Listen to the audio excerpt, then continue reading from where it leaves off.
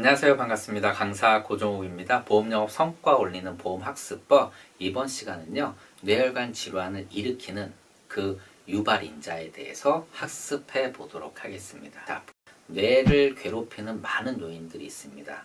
가장 눈에 띄는 게 고혈압인데 고혈압 당연히 혈관 건강에 치명적인 역할을 할 수밖에 없겠죠. 그리고 노화 늙게 되면 혈관 건강이 안 좋아지기 때문에 당연히 혈관 질환을 유발할 것이고요. 그리고 특히 뇌에 치명적인 영향을 미치는 것들, 뇌동맥류라든가 경동맥 협착증, 그리고 모야모야병 이런 것들도 당연히 안 좋은 유발 질환이고, 그리고 콩팥병, 치주질환 이런 것들도 뇌 질환에 굉장히 안 좋은 영향을 미친다고 합니다.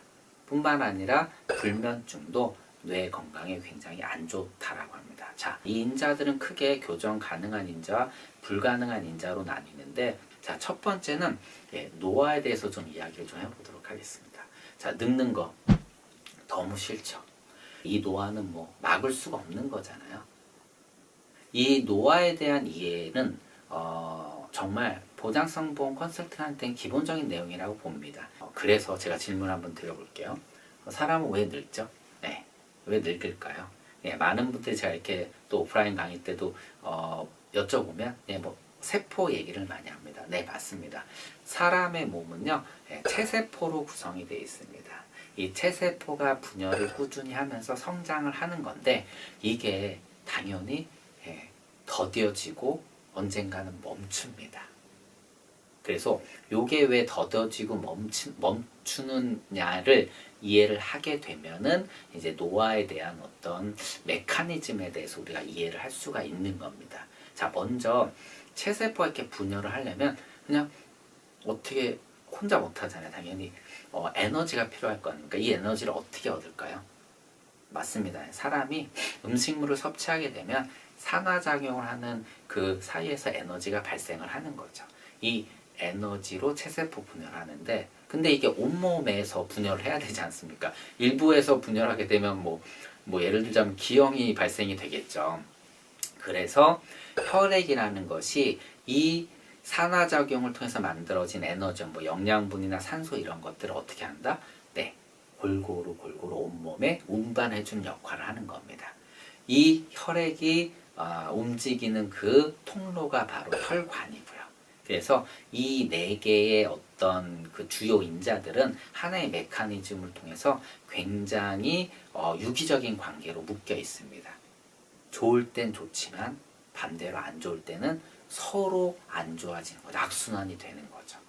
그래서 이 부분을 이해를 하는 것이 노화에 대한 메커니즘을 이해를 하게 되는 것입니다. 그럼 먼저 앞서 말씀드린 것처럼 체세포가 분열을 꾸준히 하다 언젠가는 더뎌지고 멈춘다라고 말씀드렸잖아요. 이 부분에 대해서 이제 말씀드릴 건데, 자, 이 체세포 분열을 하는 이제 DNA 말단에는요, 텔로미어라는 게 있다라고 합니다. 이 텔로미어가 뭐냐면 보호캡 같은 역할을 하는 거예요. 이게 뭐 예를 들어서 외부로부터 손상 이런 게 오게 되면 요거를 보호하는 역할을 하는 건데, 이게 보호를 하는 횟수에 따라서 계속적으로 짧아진다라고 합니다. 그러다가 일정 길이 이하로 짧아지게 되면 더 이상 세포 분열을 못 한다고 합니다. 그래서 이게 체세포 분열을 하는 데 있어서 매우 중요한 역할을 하는 그러한 DNA 말단에 있는 보호캡인데, 이 부분이 바로 앞서 말씀드린 것처럼 체세포 분열이 더 이상 안 되는 그러한 시점을 이야기하는 겁니다. 그리고 이제 우리가 염증이라는 걸 또 이해를 해야 됩니다.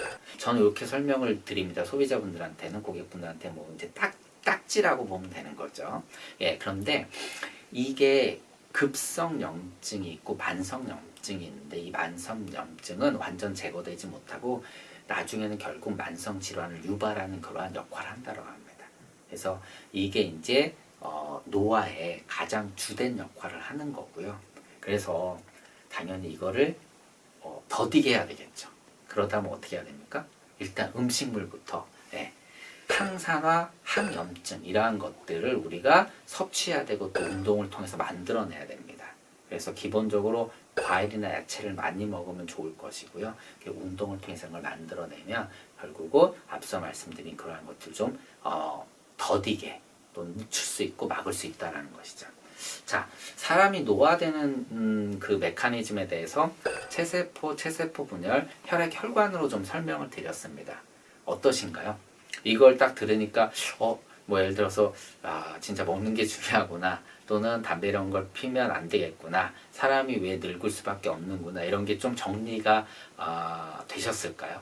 예, 결국 이를 통해서 사람은 늙고 질병에 걸릴 수 있다. 정말 건강이 뭐로 인해서 이제 중요해진다. 음식물이나 운동을 통해서 정말 굉장히 큰 영향을 받을 수 있다. 결국은 건강을 지키는 가장 좋은 방법은 이러한 방법이다. 그리고 앞서 말씀드린 것처럼 체세포 분열, 혈액, 혈관의 메커니즘, 결국은 안 좋아지게 되면 같이 다 안 좋아지는 악순환에 이제 고리로 들어간다라는 것이죠. 그래서 이걸 늦추기 위해서는 보시는 것처럼 항산화, 항염증, 이러한 그 음식물과 운동을 통해서 만들어내야 된다. 오늘은 이렇게 이제 노화에 대한 이해를 도와드리면서 마치도록 하겠습니다. 고맙습니다.